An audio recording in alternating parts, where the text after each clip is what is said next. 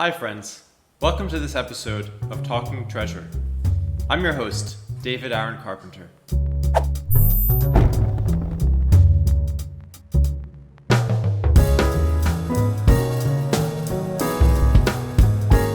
Let's dig further into the exciting and unpredictable world of collectibles. Even when you think you're buying one thing at auction, things don't always go as planned.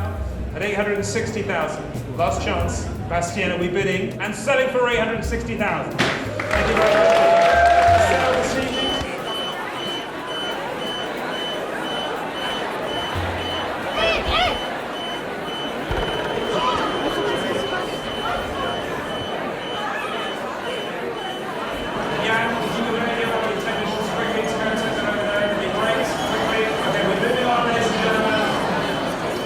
In this case, the new and improved shredded version of the Banksy is worth about 4 times the hammer price. And I was lucky enough to be at Sotheby's in London to witness art history. Today, we will explore how to best research an object before making a substantial investment. My ultimate checklist as I decide to purchase an item comes down to 5 main things. Number 1, history and provenance. You want to make sure that the piece has been in important collections or has passed through important dealers or auction houses. Has this sword been owned by Napoleon? Was this dress worn by Marilyn Monroe? Was this Rolex owned by Paul Newman? Or did this Ferrari win Le Mans? And if the item was made before 1945, make sure it has no restitution issues by going to the Art Loss Registry. Number 2, condition. You want to get high-resolution photos, videos, in-person photos under the UV light, and if the item is expensive enough, it might be worth getting a third-party independent appraiser before bidding. Of course, the fewer the condition issues, the better. But be mindful of the age. For example, a 500-year-old painting like Da Vinci's $450 million Salvator Mundi will likely have issues. My advice is to reach out to the auction specialists and speak with them about the item that you're interested in. They love to share their advice and are always keen to speak to prospective new clients. Number 3, rarity and quality. We've seen, especially throughout this pandemic, that the more rare and exceptional an item, the more likely it will pop at auction where there are multiple active bidders. The bid stands at £4 million.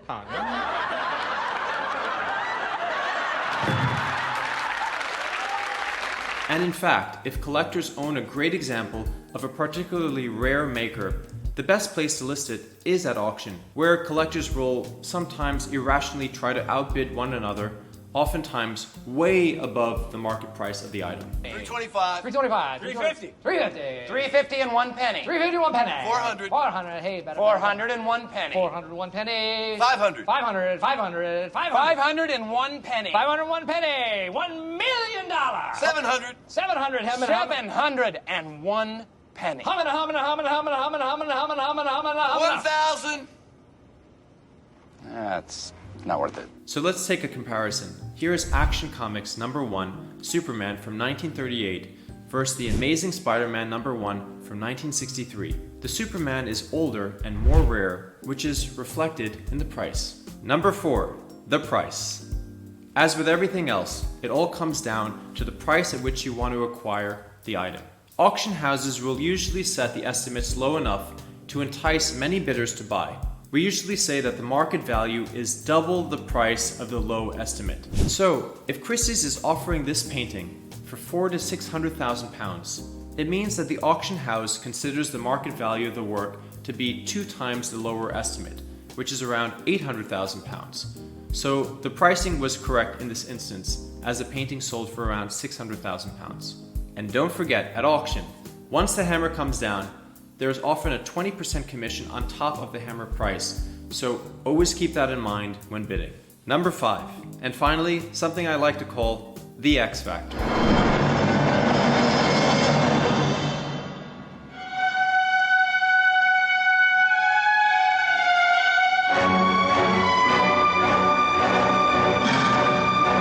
Yes, that was me. A little bit embarrassing, but it was a phase. There is an intangible element that makes collectors irrational when bidding. Take the Titanic violin.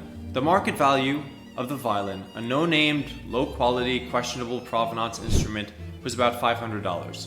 the intrinsic value was basically no more valuable than driftwood, which sold at auction for $1.7 million because collectors wanted to buy that violin that they remembered from the movie. So I'm glad we covered the 5 main elements to look for when bidding at auction.